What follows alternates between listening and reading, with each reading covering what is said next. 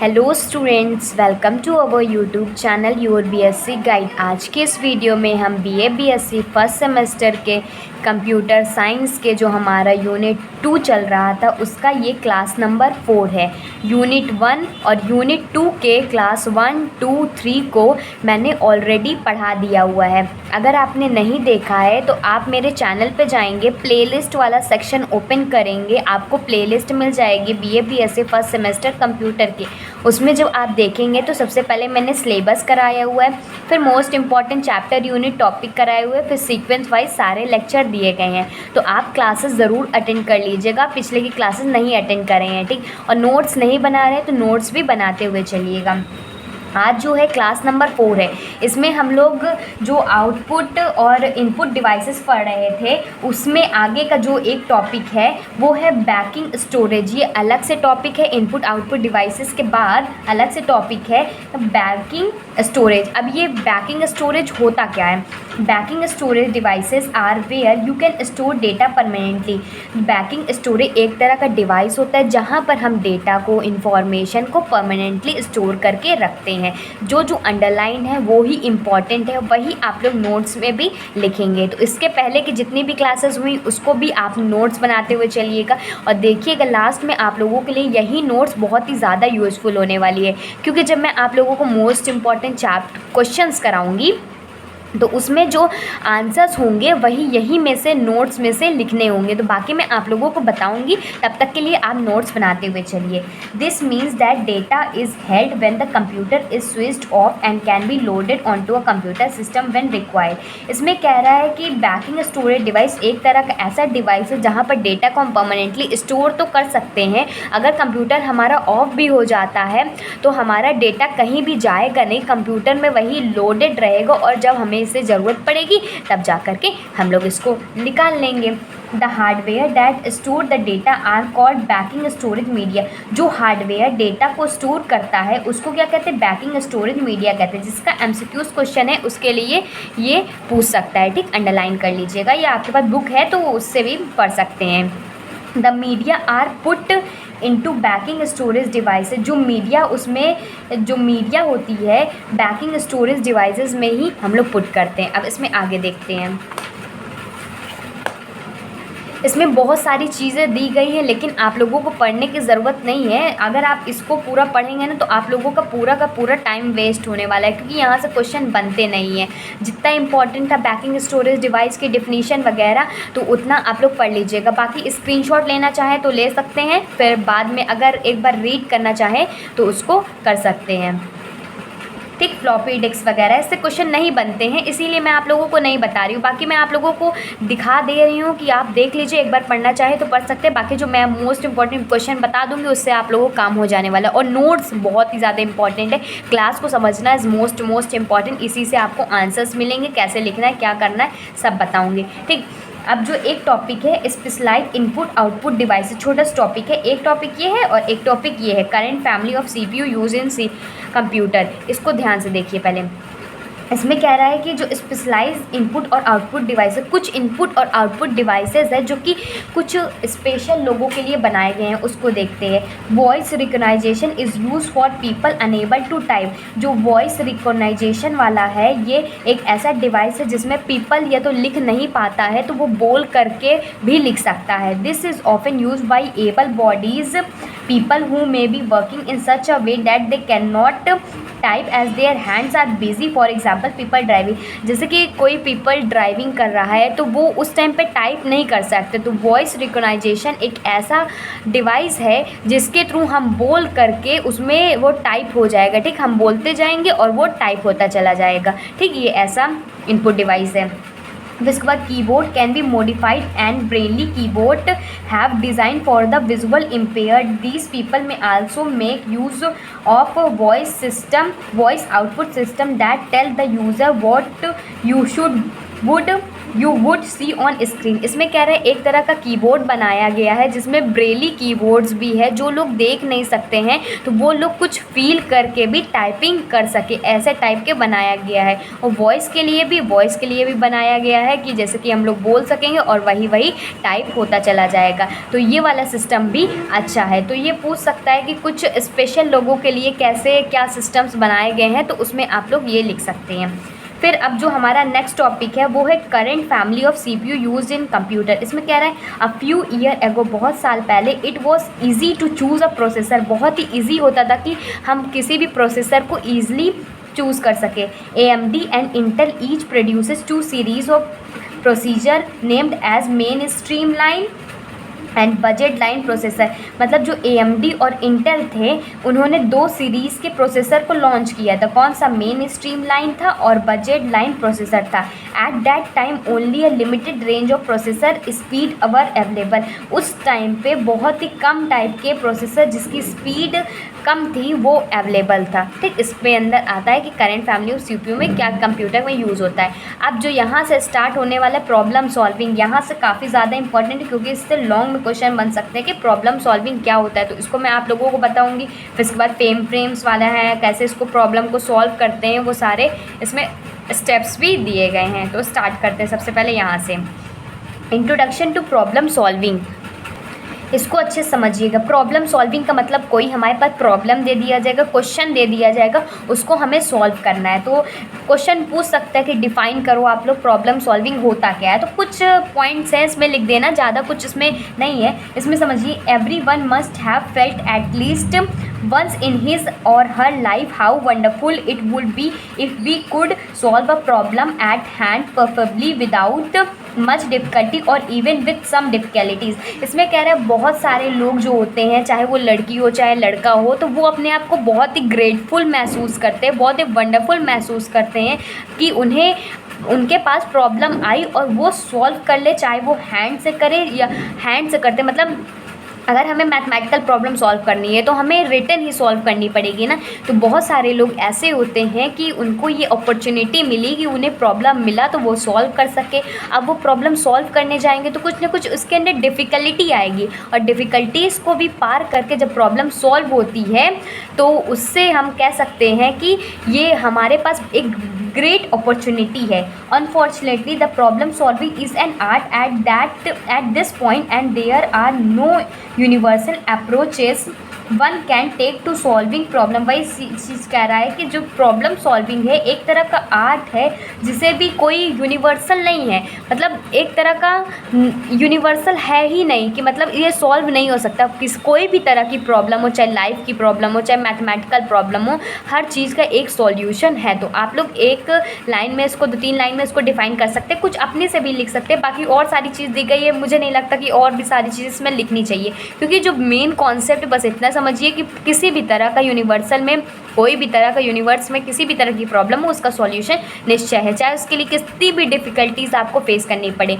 ठीक, जैसे कि आप लोग एग्ज़ाम देना है तो उसके लिए सबसे पहली प्रॉब्लम आप लोगों को क्या आता है, उसका सिलेबस पता करना है, कौन सा चैप्टर यूनिट मोस्ट इम्पॉर्टेंट है और क्या क्या हमें टॉपिक पढ़ने चाहिए। तो वो सारी चीज़ें अगर मैं आप लोगों के लिए सारी वीडियोस बना दी हूँ तो आप लोगों की आधी प्रॉब्लम तो सॉल्व हो गई कि सिलेबस मुझे पता चल सका और most important chapter unit topic पता चल सकी, आधी प्रॉब्लम सॉल्व हो गई। फिर नेक्स्ट प्रॉब्लम आती है कि हमको वो चैप्टर को कवर करना है, तो ये चैप्टर को मैं आप लोगों को डिटेल में कवर भी कराती हूँ, तो आप लोग वीडियोस सारी देख ली तो आधी से ज़्यादा प्रॉब्लम और सॉल्व हो गए। फिर इसके बाद ये प्रॉब्लम रहती है कि आप लोगों को एग्ज़ाम में क्वेश्चन कैसे पूछे जाएंगे, किस तरह क्वेश्चन पूछे जाएंगे, क्या एग्जैक्टली वही तरह क्वेश्चन आए, क्या अलग तरह क्वेश्चन आए तो कैसे पूछे जाएंगे। तो वही मैं आप लोगों को बता दूं कि मोस्ट इंपॉर्टेंट क्वेश्चन जो मैं आप लोगों को बताऊंगी किसी अलग भी तरीके से पूछे जाए तो वही सेम टू सेम क्वेश्चन आप लोगों के एग्जाम में आएंगे। तब तो आप लोगों की पूरी प्रॉब्लम सॉल्व हो गई ना, कि आप लोगों ने स्टार्टिंग देख भी लिया और पढ़ भी लिया, फिर उसके बाद क्वेश्चन भी सॉल्व कर लिए, तो आप लोगों को एग्जाम में कोई भी तरह की प्रॉब्लम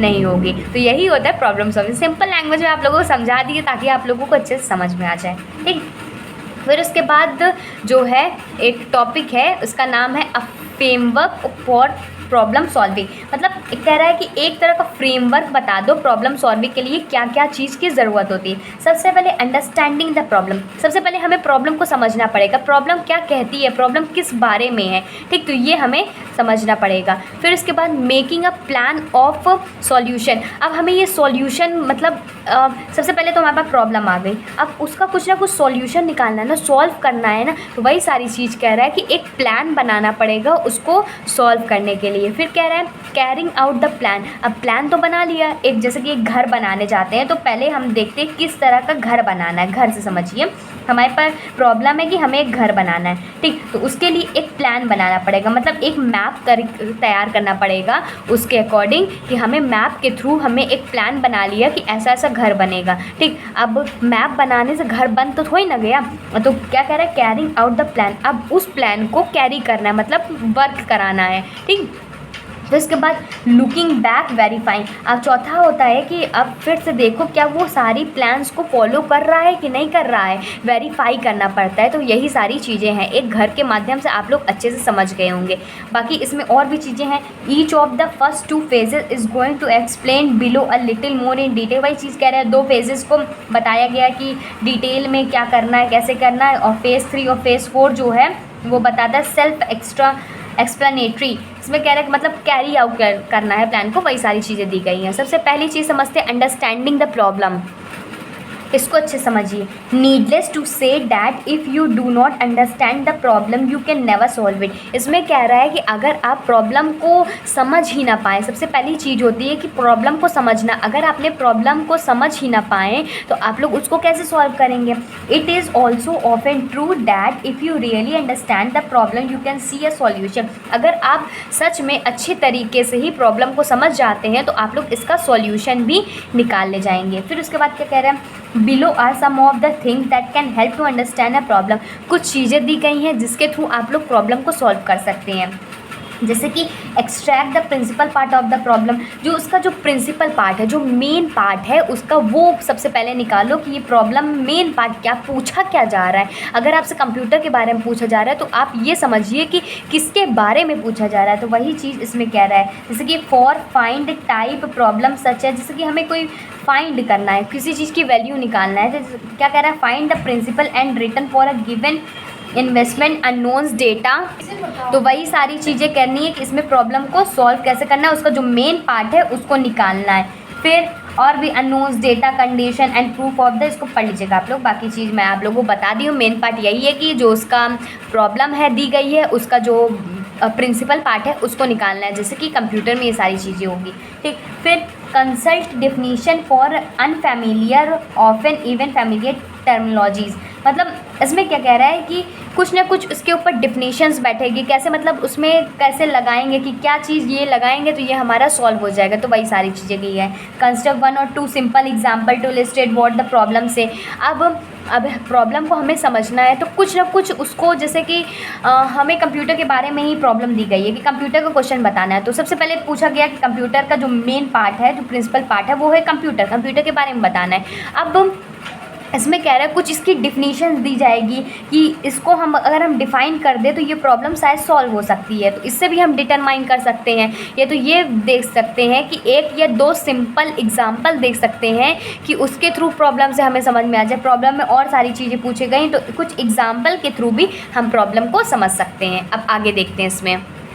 अब जो नेक्स्ट जो है प्रॉब्लम सॉल्विंग का वो है डिवाइसिंग अ सॉल्यूशन प्लान, कैसे हमें प्लान बनाना है। इसमें कह रहा है ना making a plan of solution, carrying out the plan, looking back और वेरीफाइंग, इसको एक टॉपिक में दे दिया गया कैसे सॉल्यूशन जो हमारा है प्लान है उसको एग्जीक्यूट कैसे करना है। इसकी अगर हेडिंग पे पढ़ लेंगे तब भी आप लोगों के लिए बहुत ही ज़्यादा यूज़फुल है। बाकी मैंने आप लोगों को इसके बारे में बता दिया है, तो आप लोग लिखना चाहें तो अपनी लैंग्वेज में लिख सकते हैं। बाकी ये सब आप पढ़ने के लिए है, इसमें ज़्यादा क्वेश्चन नहीं बढ़ते हैं, इसीलिए मैं आप लोगों को डिटेल में इसको नहीं पढ़ा रही हूँ। जितना आप लोगों के लिए इम्पॉर्टेंट है उतना ही बता रही हूँ आप लोगों के लिए, जिससे पढ़ के आपको पूरे के पूरे नंबर मिल जाए। इसको आप खुद से पढ़ना चाहते हैं तो स्क्रीनशॉट लेके पढ़ भी सकते हैं, ठीक।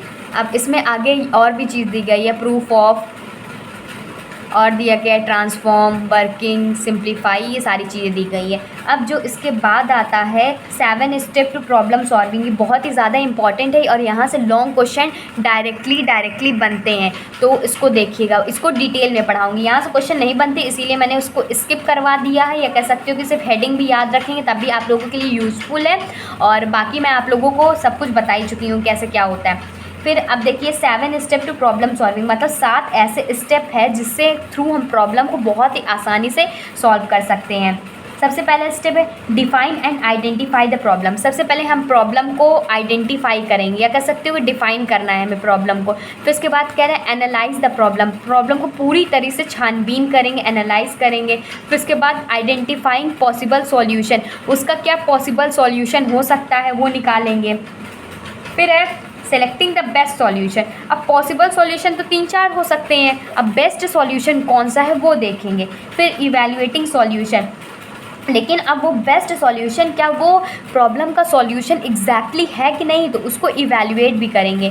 फिर डेवलप एन एक्शन प्लान, जब वो मिल गया हमें सॉल्यूशन तो एक्शन प्लान लगाएंगे, फिर उसके बाद वो सॉल्यूशन को इम्प्लीमेंट कर देंगे। तो ये काफ़ी ज़्यादा इंपॉर्टेंट है 7, और ये क्वेश्चन लॉन्ग में पूछा जाता है, तो इसके मत कीजिएगा, ठीक, बिल्कुल भी एक भी पार्ट। सबसे पहले देखते हैं define and identify the problem. इसमें कह रहा है this first step is critical, ये जो पहला स्टेप है बहुत ही ज़्यादा क्रिटिकल है, या कह सकते हो टफ है, क्योंकि हमें सबसे पहले प्रॉब्लम को ही आइडेंटिफाई करना होता है, क्योंकि बहुत सारे ऐसे केसेस होते हैं जिसमें हम प्रॉब्लम को ही नहीं बता पाएंगे कि प्रॉब्लम कह क्या रही है, तो हम लोग उसका सॉल्यूशन कैसे आइडेंटिफाई कर पाएंगे, ठीक। This is essential for each group member to clearly understand the problem so that all energy will be focus in the same direction. मान लो कि अगर हम प्रॉब्लम सॉल्व करने बैठे हैं तो कुछ ग्रुप में 3-4 लोग होंगे, 3-4 लोग मिलके ये प्रॉब्लम को सॉल्व कर रहे हैं, तो सबसे पहले उन्हें ये समझना होगा कि प्रॉब्लम आखिरकार किसके बारे में है, कि सारी की सारी जितनी भी एनर्जी है प्रॉब्लम को सॉल्व करने में एक ही डायरेक्शन पे लगाएं।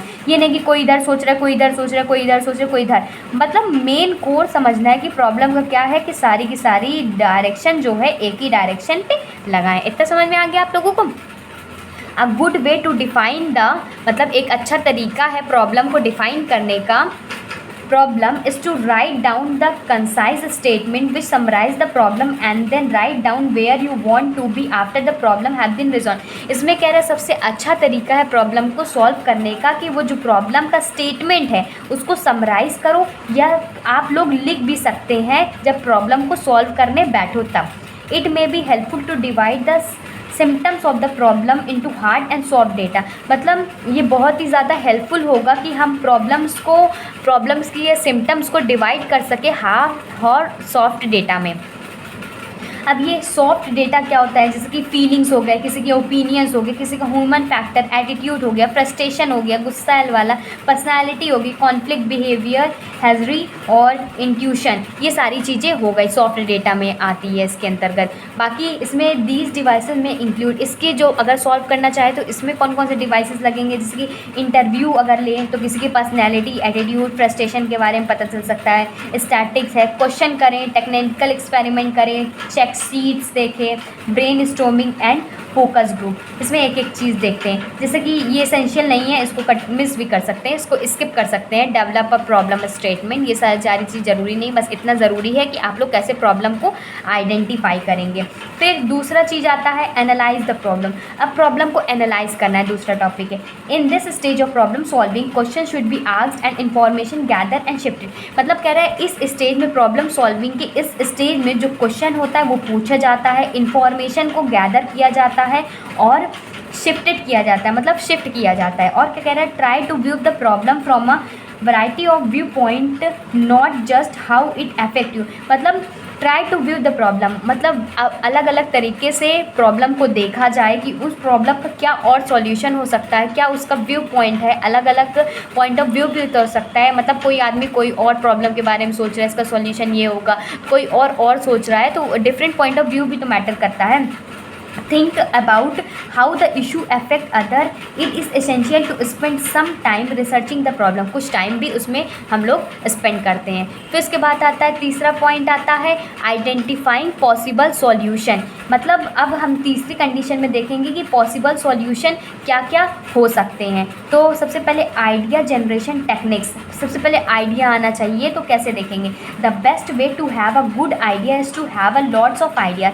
मतलब जो अगर आपके पास बहुत सारे आइडियाज़ हैं तो उसमें से जो बेस्ट आइडिया होगा वही के थ्रू आप लोग प्रॉब्लम को अच्छे से सॉल्व कर सकते हैं। मान लीजिए बहुत सारे लोग हैं, उनके पास अलग अलग तरह के आइडियाज़ हैं, लेकिन जो बेस्ट आइडिया होगा वही ज़्यादा आप लोगों के लिए यूज़फुल होगा।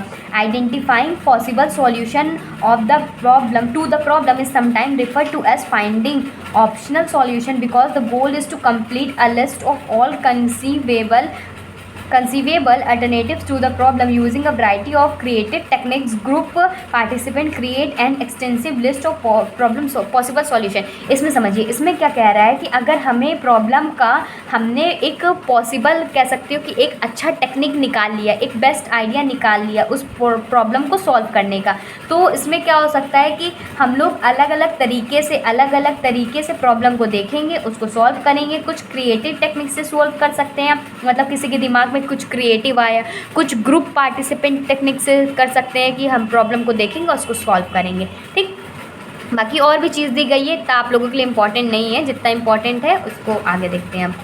तो इसके बाद आता है ब्रेन स्टॉर्मिंग क्या होता है। It was the first developed by Alex Osborne, an advertising executive who felt the need for a problem-solving technique that instead of evaluating and criticizing ideas would focusing on developing imagination and innovation solution।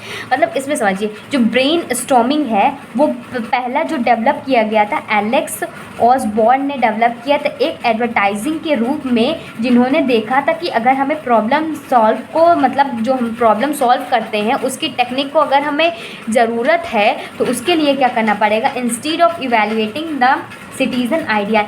अगर हम जो ideas देते जा रहे हैं, citizen लोग जो ideas दे रहे हैं, तो उसकी जगह हमें क्या करना चाहिए, would focus on developing imagination. हमें मतलब इमेजिनेशन पे ज़्यादा फोकस करना चाहिए एंड इनोवेशन सॉल्यूशन उसका निकालना चाहिए। अब इसमें स्टेप्स देखते हैं। पहला स्टेप कह रहा है कि a group member are presented with a problem and all it details. मतलब जो ग्रुप मेंबर्स होंगे वो प्रॉब्लम को प्रेजेंट करेंगे और उसकी सारी डिटेल्स को बताएंगे। फिर स्टेप 2 में है members are encourage to come up with a many solution as possible putting aside all personal judgement and evolution. इसमें क्या रहा है, जो मेंबर्स होंगे वो बहुत सारे जितने सॉल्यूशन उसमें पॉसिबल होंगे उसको सारे सॉल्यूशन को एक साइड में एक पर्सनल जजमेंट के रूप में या इवैल्यूएशन के रूप में सामने लाएंगे। Piggy backing off another person idea is useful. फिर उसके बाद थर्ड पॉइंट है ऑल आइडियाज़ आर रिकॉर्डेड। सारे आइडियाज़ को रिकॉर्ड किया जाएगा so the whole group can see them, जिसकी वजह से सारे ग्रुप मेंबर्स देख सके। Ideas are evaluated at another session. मतलब आइडियाज़ जो होंगे उसको इवैल्यूएट किया जाएगा अदर सेशन के लिए। इसमें कुछ कैरेक्टरिस्टिक्स दी गई है, वैसे तो ये पूछा नहीं जाता है लेकिन फिर भी आप लोग पढ़ना चाहे तो पढ़ सकते हैं। फिर इसके बाद आता है selecting the best solution. Select करना है कि कौन सा सॉल्यूशन बेस्ट है। फिर decision making can be seen as a bringing one into an ambivalent relationship with both power and responsibilities. वही चीज़ कह रहा है कि जो डिसीज़न होगी बहुत ही अच्छे तरीके से लिया जाएगा, चाहे वो पावर के बेसिस पे लिया जाए, चाहे वो मतलब देखा जाएगा कि कौन सा सही डिसीज़न है और पावर के बेसिस पे और रिस्पॉन्सिबिलिटी उसमें। ठीक, फिर कह रहा है define and identify the problem. इसको कैसे होगा, इसमें भी प्रॉब्लम को डिफ़ाइन किया जाएगा और आइडेंटिफाई किया जाएगा। इसमें recognisation that the problem exist. मतलब इसमें यही चीज़ है कि हम लोग सबसे पहले प्रॉब्लम को डिफ़ाइन करेंगे और आइडेंटिफाई करेंगे। थोड़ा कॉम्प्लिकेटेड लग सकता है ये सारे टॉपिक, लेकिन काफ़ी इम्पॉर्टेंट है, आप लोगों के लिए यूज़फुल है। ठीक, अब आगे देखते हैं। इसमें ज़्यादा कुछ नहीं पढ़ना है, इसमें देखते हैं evaluating solution. There are several ways to evaluate the chosen solution and writing them all down with help the group to choose the best solution to the problem. इसमें कह रहा बहुत सारे अलग अलग तरीके से हम लोग सॉल्यूशन को इवैल्यूएट करेंगे और उसको लिखेंगे with the help of group की हेल्प से, और देखेंगे उसमें से कौन सा बेस्ट सॉल्यूशन है। फिर इसके बाद डेवलप एन एक्शन प्लान। एक एक्शन प्लान को उसको डेवलप करेंगे। An action plan is a chart that list the task that needed to be done and identifies who will be responsible for each when and what action is necessary where to start and how. इसमें कह रहा है कि जो action plan है एक तरह का चार्ट है, या कह सकते हो कि एक तरह का